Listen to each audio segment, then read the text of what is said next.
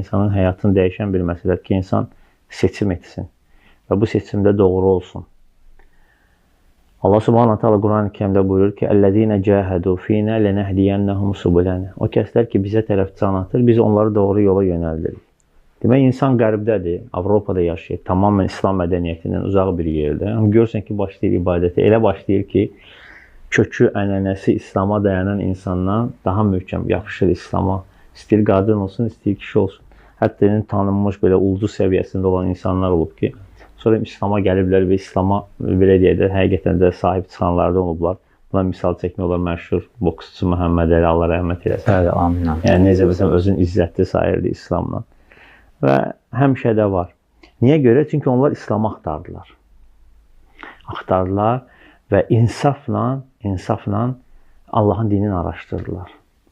Və ona görə də Allah Taala hidayəti harda olurlarsa olsun onlara verdilər.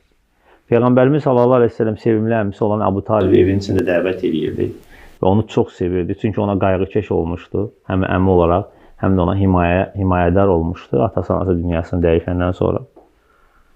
Dəvət edir. Hətta ölüm yatağında gəlir dayanır yanında, deyir ki, əmican, denən la ilahe illallah. Denən la ilahe illallah. Sənin üçün bu kəlməyə görə qiyamət günü şəfaətçi olun. Demək istəyir, yanında Əbu Cəhilgil olur. Məkkənin böyükləri gəlirlər, kafirlər, müşriklər. Deyirlər ki, Əbu Talib, ata-babanın dinindən mi çönəsən? Və Peyğəmbər sallallahu əleyhi və səlləm bir tərəfdən təbliğ eləyir, müşriklər bir tərəfdən onu saxlamaq istəyirlər. O da deyir ki, bəl Ələ milləti əbi.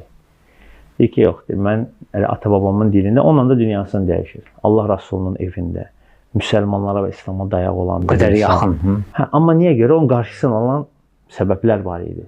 Çünki səmimiyyət yox idi Allahla arasında. Müşriklik dinin, adətlərinin daha üstün tuturdu. Ancaq Allah Taala İranda Salman Farsiyə hidayət verdi.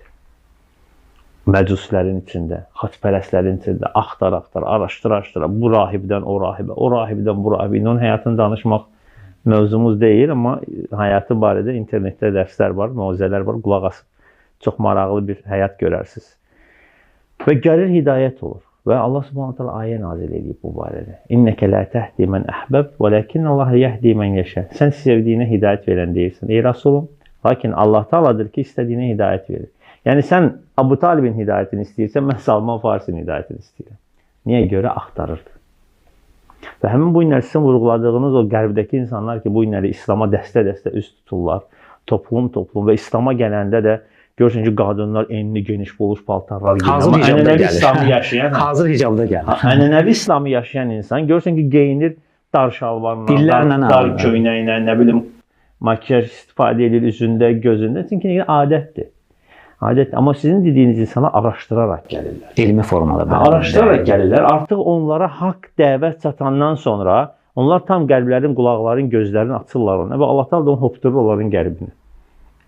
Baxın, Quran-ı Kərimdə ayə var. Allah Taala buyurur ki: "Və men azlamu mimmen zukkira bi ayati rabbih fa'arada anha ve nesiya ma qaddamat yada. İnna ja'alna ala qulubihim akinnatan an yafqahuhu ve fi azanihim waqra. Ve in tad'uhum ila'l huda falan yahtadu idan abada." O kəsdən daha zalim kim ola bilər ki, Allahın ayətləri ona xatırlandığı zaman üst çevirsin və əli ilə etdiyi günahları unutsun. Beləcə biz onların qəlblərinə möhür, qulaqlarına isə tıxac vurmuşuq ki, onlar anlamasınlar. Üz döndərdiklərindən dolayı. Sonra buyurur ki, hətta sən belə onları hidayətə çağırsan, onlar hidayət olan deyirlər. Niyə çox təhlükəli? İnad göstərir. Adam inad göstərir. İnad göstərir. Adam inad göstərir, gəlmək istəmir. Və ondan daha zalim kim ola bilər? Allah Taala deyir. Yəni Allahın ayətləri xatırlanır, adam üz döndər. Üz döndərdiyinə görə də Allah Taala onun qəlbini möhürləyir. Allah Taala ədalətlidir. Ona görə başqa yerdə Quran-ı Kərimdə buyurur ki: "Bəllə kəlrana ala qulubihim ma kanu yaksibun." Xeyr, əlbəttə ki, onlar etdiyi günahlardan dolayı onların qəlbinə möhür vurulmuşdur. Etdiyi günahlardan dolayı. Ona görə günahlar ki, insanın qəlbini bağlayır. Günahlar ki, hidayət nurunu oraya girməyə qoymur. İnadkarlıqdır, mübahisə eləməyi sevməkdir. Hər şeydə bir səhv axtarmağa çalışmaq. Hətta namaz qılan insan da görürsən, bu adam namaz qılır, cüməyə gəlir falan. Amma görürsən ki, nə isə həmişə şübhələrdədir. Həmişə nə isə axtarır. Amma sizin dediyiniz kimi o insanların ki, hidayətə gəlməyi, onlar belə deyək də, tam neytral bir formada İslama baxırlar. Və axtarırlar, araşdırırlar və insafla baxdıqlarına görə Allah Taala hidayəti onlara nuru göstərir. İslam dini çox gözəl dindir. İslam dini əzəmətli dindir. İslam dinindən bir ayəyə, istənilən Qurani-Kərimdən bir ayəyə insan hidayət axtarışında olaraq baxarsa, ola bilməz ki, onun qəlbinə hidayət nuru girməz. Sadəcə ata-baba yolun, adət-ənənə, bu günə qədər gördüyün xurafat, mühümmatçılığı arxa plana qoymaq lazımdır. Ədalətlə axtarmaq lazımdır. Və idə qilə ləhum ittəbi'u mə ənzəlallah qalu bəl nəttəbi'u mə əlfeynə aleyhi əbəənə. Onlara deyildikdə ki, Allahın nazil etdiyinə tabi olun, onlar dedilər ki, xeyr, biz ata-babalarımızı nəyin üzərində görmüşüksə, onunla da gedəcək. Əvvələv kənə əbəuhum lə yəqilunə şeyən və lə yəhtədun.